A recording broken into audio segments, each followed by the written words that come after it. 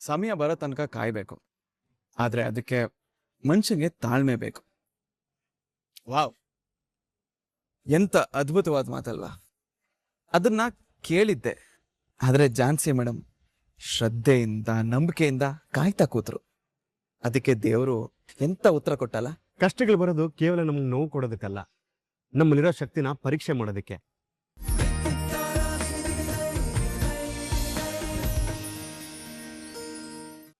ನೋಡಿ madam, divorce ನೋಟಿಸ್ನ accept ಮಾಡ್ಕೊಂಡಿದ್ದೀರಾ? ಇನ್ನೇನಿದ್ರು ಕೋರ್ಟಲ್ಲಿ ನೋಡ್ಕೊತೀನಿ.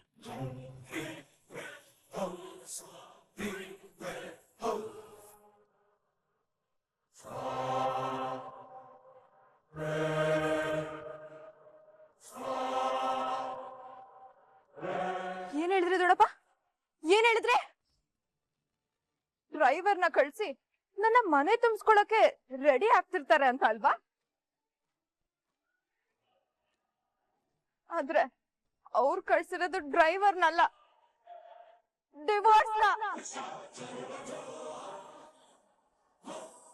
ಅಜ್ಜಿ ಅಲ್ಲಮ್ಮ, ಝಾನ್ಸಿಗೆ ಈ ಮನೆ ಮಗ ತಾಳಿ ಕಟ್ಟಿದಾನೆ, ಅವ್ರು ಏನ್ ಬೇಕಾದ್ರೂ ಮಾಡ್ಬೋದಂತ ಹೇಳಿದ್ರಲ್ಲ. ನನ್ ಕುತ್ತಿಗೆಲು ಇರೋ ತಾಳಿ ಅನ್ನೋದ್ ಮರ್ತೋದ್ರ? ಇದಕ್ ಏನ್ ಉತ್ತರ ಕೊಡ್ತಾರೆ? ಮೊಮ್ಮಗಳ ಜೀವನಕ್ ಸಮಾಧಿ ಕಟ್ಟಿ ಅವಳು ಯಾವಳ ಜೀವನ ಉದ್ಧಾರ ಮಾಡಿ ಎಲ್ಲಿಗೋದ್ರು? ಪಲ್ಲವಿ, ಅಮ್ಮನ ಉದ್ದೇಶ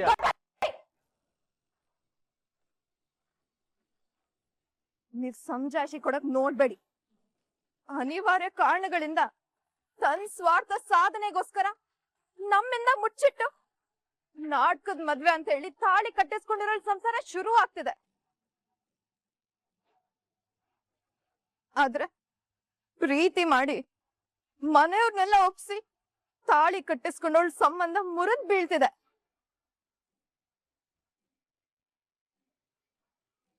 ಇದ್ ಬರೀ ಪೇಪರ್ ಅಲ್ಲ, ನಾನ್ ಪ್ರೀತಿ ಮಾಡ್ದವನು ನನ್ ಸಂಬಂಧ ಬೇಡ ಅಂತ ಹೇಳಿ ಸೈನ್ ಮಾಡಿ ಕಳ್ಸಿರೋ ನೋಟಿಸ್.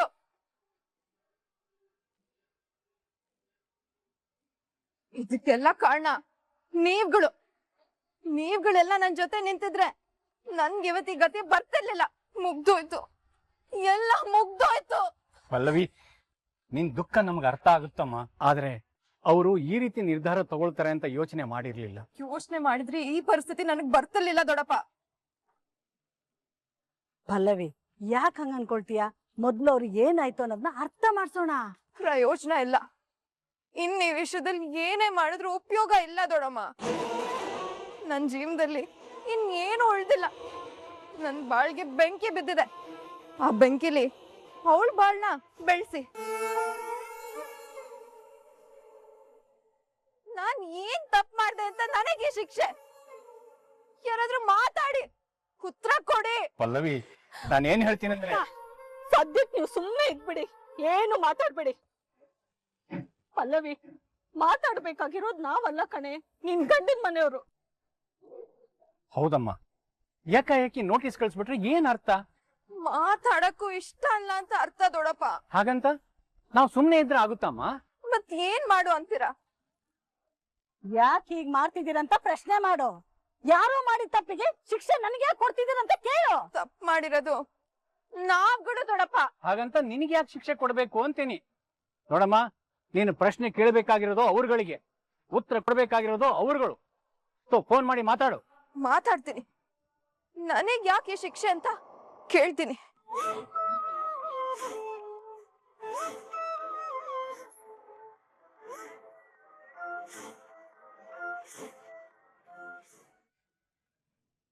ಸಮಯ ಬರೋ ತನಕ ಕಾಯ್ಬೇಕು. ಆದ್ರೆ ಅದಕ್ಕೆ ಮನುಷ್ಯನಿಗೆ ತಾಳ್ಮೆ ಬೇಕು. ವಾವ್, ಎಂತ ಅದ್ಭುತವಾದ ಮಾತಲ್ವಾ? ಅದನ್ನ ಕೇಳಿದ್ದೆ. ಆದ್ರೆ ಝಾನ್ಸಿ ಮೇಡಮ್ ಶ್ರದ್ಧೆಯಿಂದ ನಂಬಿಕೆಯಿಂದ ಕಾಯ್ತಾ ಕೂತ್ರು. ಅದಕ್ಕೆ ದೇವರು ಎಂತ ಉತ್ತರ ಕೊಟ್ಟಲ್ಲ. ಕಷ್ಟಗಳು ಬರೋದು ಕೇವಲ ನಮ್ಗೆ ನೋವು ಕೊಡೋದಕ್ಕಲ್ಲ, ನಮ್ಮಲ್ಲಿರೋ ಶಕ್ತಿನ ಪರೀಕ್ಷೆ ಮಾಡೋದಕ್ಕೆ. ಇವರು ನಮ್ಮವರು ಅಂತ ತಿಳ್ಕೊಂಡಿರೋ ನಿರೀಕ್ಷೆ ಸತ್ಯನೋ ಸುಳ್ಳು ಅಂತ ತಿಳಿಸೋದಕ್ಕೆ. ನೋಡೋ, ಅಂತ ಸಂದರ್ಭದಲ್ಲಿ ಮಳೆ ಅನ್ನೋ ಮೌನಕ್ಕೆ ತಾಳ್ಮೆ ಅನ್ನೋ ಗೊಬ್ಬರ ಹಾಕಿದ್ರೆ ಒಳ್ಳೇದು ಅನ್ನೋ ಫಲ ಸಿಕ್ಕೇ ಸಿಕ್ಕತ್ತೆ. ಹೌದು ತರುಣ, ಈ ಘಟ್ಟನ ದಾಟಿದ್ದಕ್ಕೆ ನನಗೆ ಝಾನ್ಸಿ ಮೇಡಮ್ ಸಿಕ್ಕಿದ್ದು. ಅಲ್ಲಪ್ಪ, ಅವತ್ತು ಬಿರುಗಾಳಿ ಬಂದಂಗೆ ಅನಿತಾ ಅವ್ರು ಬಂದು ಮನೆಯವರೆಲ್ಲ ನನಗೆ ಸಪೋರ್ಟ್ ಮಾಡ್ತಾರೆ, ನಾನು ಗೆದ್ದೇ ಗೆಲ್ತೀನಿ ಅನ್ನೋ ಕಾರಣಕ್ಕೆ ಚಾಲೆಂಜ್ ಮಾಡಿದ್ದಕ್ಕೆ ಇವತ್ತು ಅವರೇ ಸೋತು ಮನೆಗೆ ಹೋಗೋ ಥರ ಆಯ್ತು. ನಮ್ಮ ಝಾನ್ಸಿ ಗೆಲ್ಲೋ ಥರ ಆಗಿದ್ದು. ಒಂದು ವೇಳೆ ಈ ಚಾಲೆಂಜ್ ಆಗದೆ ನಿಮ್ಮ ಮನೆಯವ್ರೇನಾದ್ರೂ ಝಾನ್ಸಿನ ಒಪ್ಪದೇ ಇದ್ದಿದ್ರೆ ನೀನ್ ಏನ್ ನಿರ್ಧಾರ ಮಾಡ್ತಿದ್ದೆ ಹೇಳ? ಇವಾಗ ಎಲ್ಲ ಸರಿ ಹೋಗಿದೆ.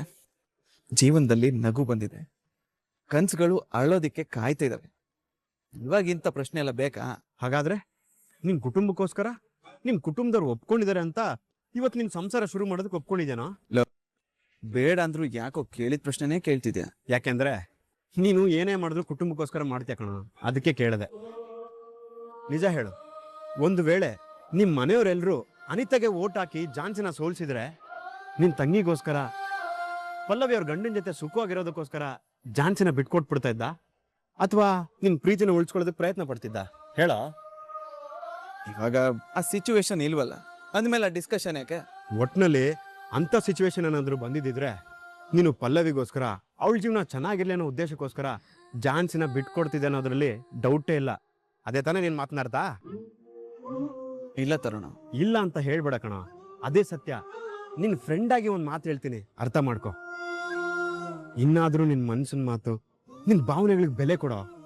ಜೀವನದಲ್ಲಿ ನಿನ್ಗೋಸ್ಕರ ಬದುಕೋ.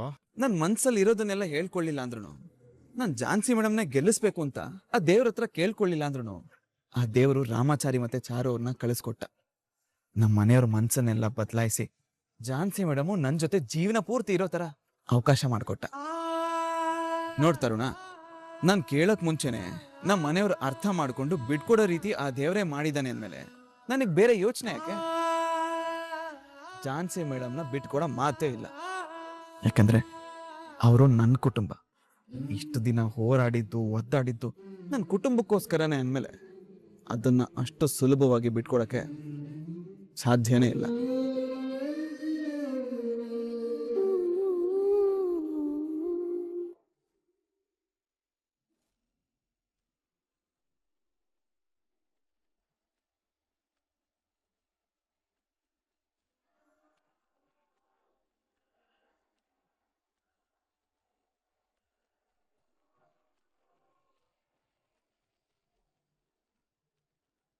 ಅಯ್ಯೋ, ಇದೇನಿದು?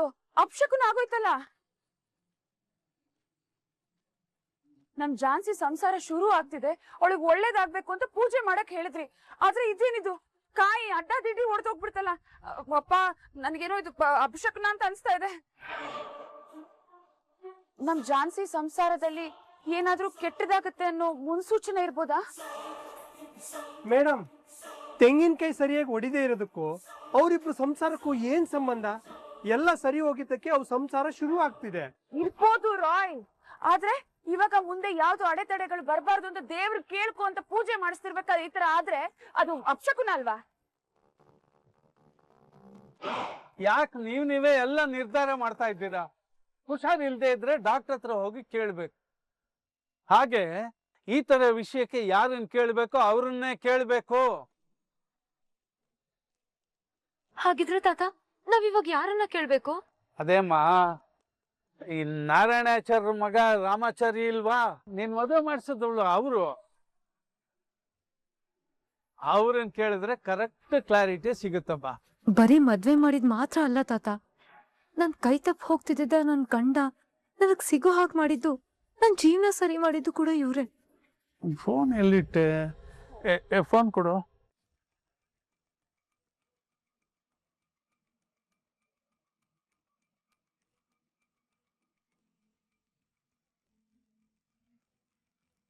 ಸರ್ ನಮಸ್ಕಾರ ಸರ್, ಹೇಗಿದ್ದೀರಾ?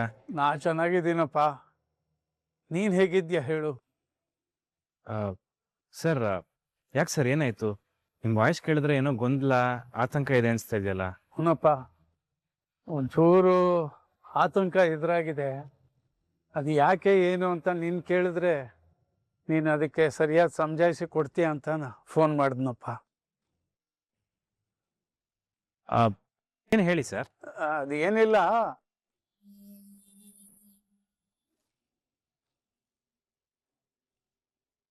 ಅಯ್ಯೋ, ಇದೇನಿದು? ಅಪಶಕುನ ಆಗೋಯ್ತಲ್ಲ. ಅದು ಅಪಶಕನ ಅನ್ನೋ ಥರ ಮನಸ್ಸಿಗೆ ಬಂತು. ಅದಕ್ಕೆ ನೀನು ಕೇಳಿದ್ರೆ ಸಮಜಾಯಿಸಿ ಕೊಡ್ತೀಯ ಅಂತ ಫೋನ್ ಮಾಡಿದ್ನಪ್ಪ. ಸರ್, ನೀವೇನು ಚಿಂತೆ ಮಾಡಬೇಡಿ. ಅದು ಅಪಶಕನದ ಮುನ್ಸೂಚನೆ ಅಲ್ಲ, ದೃಷ್ಟಿ ದೋಷ ನಿವಾರಣೆ ಆಗಿದೆ ಅಂತ ಅರ್ಥ. ಓ, ಹೌದು ಸರ್. ನಾವು ಯಾವ್ದಾದ್ರು ಹಬ್ಬದ ಸಮಯದಲ್ಲಿ ಮನೆ ಮುಂದೆ ಆಗಲಿ ಅಂಗಡಿ ಮುಂದೆ ಆಗಲಿ ತೆಂಗಿನಕಾಯಿನ ನೀವಳಿಸಿ ಈಡ್ಗಾಯಿ ಅಂತ ಹೊಡಿತೀವಿ ತಾನೆ? ಹೌದೌದು. ಅದನ್ನ ಹೊಡೆಯೋ ಉದ್ದೇಶ ಏನು ಹೇಳಿ? ಏಪ, ಯಾರ್ದಾರು ಕೆಟ್ಟ ಕಣ್ಣಿನ ದೃಷ್ಟಿ ಬಿದ್ದಿದ್ರೆ ಅದು ಹೊಟ್ಟೋಗ್ಲಿ ಅಂತ. ಅದು ಯಾವತ್ತಾದ್ರೂ ಸರಿಯಾಗಿ 2 ಹೋಳಾಗತ್ತ ಸರ್? ಹಾಗೆ ನಾವು ಯಾವ್ದಾದ್ರು ಒಳ್ಳೆ ಕಾರ್ಯಕ್ಕೆ ಪೂಜೆ ಮಾಡ್ಬೇಕಾದ್ರೆ ಕಾಯಿ ಒಡೆದಾಗ ಅದು ಅಡ್ಡದಿಡ್ಡಿ ಹೊಡೆದ್ರೆ ದೃಷ್ಟಿ ನಿವಾರಣೆ ಆಗಿದೆ, ಆ ಕಾರ್ಯ ಚೆನ್ನಾಗಾಗುತ್ತೆ, ಒಳ್ಳೇದಾಗುತ್ತೆ ಅಂತ ಅರ್ಥ. ಜೊತೆಗೆ ಹೊಸದಾಗಿ ಸಂಸಾರ ಶುರು ಮಾಡ್ತಿರೋರ್ ವಿಷಯವಾಗಿ ಪೂಜೆ ನಡೀತಾ ಇದ್ರೆ ಅಲ್ಲಿ ಕಾಯಿ ಏನಾದ್ರೂ ತೊಟ್ಲು ಆಕಾರದಲ್ಲಿ ಒಡೆದ್ರೆ ಅವಾಗ ಆ ಮನೆಯಲ್ಲಿ ಹೊಸದಾಗಿ ತೊಟ್ಲು ಕಟ್ತಾರೆ ಅಂತ ಅರ್ಥ. ಅದರಿಂದ ನೀವು ಅದ್ರ ಬಗ್ಗೆ ಚಿಂತೆ ಮಾಡಬೇಡಿ ಸರ್, ಅದು ಶುಭ ಸೂಚನೆ. ಥ್ಯಾಂಕ್ಸ್ ಅಪ್ಪ, ಥ್ಯಾಂಕ್ ಯು ವೆರಿ ಮಚ್. ನೋಡಿ, ಈಗ ಮನಸ್ಸಿಗೆ ಸಮಾಧಾನ ಆಯ್ತು. ಆಮೇಲೆ ಇನ್ನೊಂದು ವಿಷಯ, ಈ ನವರಾತ್ರಿ ಬರ್ತಾ ಇದೆಯಲ್ಲ, ಯಾವತ್ತಾರು ನೀನು ಬಿಡುವಾದಾಗ ಒಂದ್ ದಿವಸ ಬಂದು ಪಾರಾಯಣ ಮಾಡ್ಕೊಡಪ್ಪ. ಸರಿ ಸರ್.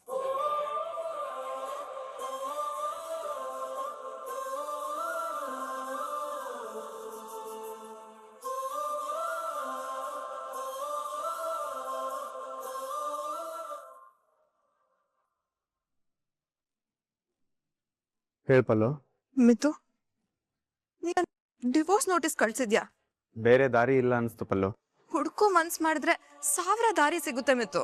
1000 ದಾರಿ ಸಿಗ್ಬೇಕು ಅಂತಂದ್ರೆ ಒಂದಾದ್ರೂ ಹೆಜ್ಜೆ ಇಡ್ಬೇಕಲ್ವಾ ಪಲ್ಲು? ಆ ಹೆಜ್ಜೆ ಈ ಡಿವೋರ್ಸ್ ನೋಟಿಸ್ ಅಂತ ಯಾಕೆ ನಿರ್ಧಾರ ಮಾಡ್ದೆ ಮಿತು? ಮಾತಿಂದ ಏನೂ ಆಗಲ್ಲ ಅನ್ನೋ ಕ್ಷಣದಲ್ಲಿ ಕೆಲಸದಿಂದ ಉತ್ತರ ಕೊಡ್ಬೇಕಾಗುತ್ತೆ ಪಲ್ಲು. ನಾನ್ ಎಲ್ಲ ಸರಿ ಮಾಡೋ ಪ್ರಯತ್ನದಲ್ಲೇ ಇದೀನಿ ಮಿತು. ಪ್ರತಿಯೊಂದಕ್ಕೂ ಒಂದ್ ನಿರ್ದಿಷ್ಟವಾದ ಸಮಯ ಅಂತಿರುತ್ತಲ್ವಾ, ಅದು ಮೀರಿದಾಗ ಇಂಥ ನಿರ್ಧಾರ ತಗೋಬೇಕಾಗುತ್ತೆ. ಹಾಗಾದ್ರೆ ನೀನ್ ನನ್ನ ಪ್ರೀತಿ ಮಾಡಿದ್ದು? ನಿಜ, ಇವತ್ತಿಗೂ ಪ್ರೀತಿ ಮಾಡ್ತಾ ಇದ್ದೀನಿ. ಆ ಪ್ರೀತಿ ನಿನ್ನಲ್ಲೂ ಇದೆ ಅನ್ನೋ ಭಾವನೆಯಲ್ಲೇ ಬದುಕ್ತಾ ಇದ್ದೀನಿ. ಇರೋದಕ್ಕೆ ನಾನು ಇಲ್ಲಿ ಆ ಝಾನ್ಸಿ ಓಡ್ಸೋದಕ್ ಪ್ರಯತ್ನ ಮಾಡ್ತಿರೋದು. ಆದ್ರೆ ಅವಳು ಹಂತವಾಗಿ ಕಾರ್ಯನ ಸಾಧಿಸ್ಕೊಂಡು ನಿಮ್ ಮನೆಯಲ್ಲಿ ಸೊಸೆಯಾಗಿ ನಿಂತಿದ್ದಾಳೆ ತಾನೆ? ಅವಳನ್ನ ಮಾತಲ್ಲಿ ಬೇಡ ಪಲ್ಲು, ಅದನ್ನ ಮಾಡಿ ತೋರ್ಸು. ನೋಡು, ನನಗೆ ನನ್ನ ತಂಗಿ ಬಗ್ಗೆ ಪ್ರೀತಿ ಇದೆ, ನಮ್ ಕುಟುಂಬದವ್ರ ಬಗ್ಗೆ ಗೌರವ ಇದೆ. ನಾನು ನಮ್ಮ ಮನೆಯವ್ರಿಗೋಸ್ಕರ ಯಾವ ತ್ಯಾಗಕ್ಕೂ ಸಿದ್ಧವಾಗಿ ನಿಂತಿದ್ದೀನಿ. ಹಾಗೆ ನಿಮ್ಮ ಅಣ್ಣನಿಗೂ ನಿಮ್ ಬಗ್ಗೆ, ನಿಮ್ ಮನೆಯವ್ರ ಬಗ್ಗೆ ಗೌರವ, ಪ್ರೀತಿ, ಅಭಿಮಾನ ಇದ್ರೆ ಆ ಝಾನ್ಸಿನ ಮನೆಯಿಂದ ಮತ್ತ ಅವನ ಮನಸ್ಸಿನಿಂದ ಆಚೆ ಹಾಕಕ್ ಕೇಳು. ಮಿತು, ಅದನ್ನ ಮಾತಾಡ್ ಸರಿ ಮಾಡಿದ್ರೆ ಆಯ್ತು. ಮಾತಿಗೆ ಬೆಲೆ ಇಲ್ಲ ಅನ್ನೋ ಕಾರಣಕ್ಕೋಸ್ಕರನೇ ತಾನೆ ಈ ನೋಟಿಸ್ ಬಂದಿರೋದು. ಇವಾಗ್ಲೂ ಹೇಳ್ತಾ ಇದ್ದೀನಿ ಪಲ್ಲವಿ, ನನಗೆ ನನ್ನ ಕುಟುಂಬನೇ ಮುಖ್ಯ. ನನ್ನ ಕುಟುಂಬಕ್ಕೋಸ್ಕರ ನಾನು ಯಾವ ತ್ಯಾಗಕ್ಕೂ ಸಿದ್ಧ. ನಿಮ್ ಮನೆಯವ್ರಿಗೆ ಆ ಝಾನ್ಸಿನೇ ಮುಖ್ಯ ಅನ್ನೋದಾದ್ರೆ ನೀನು ನನ್ನನ್ನ ತ್ಯಾಗ ಮಾಡೋದಕ್ಕೆ ಸಿದ್ಧವಾಗಿರು. ಹಲೋ ಮಿತು, ಮಿತು.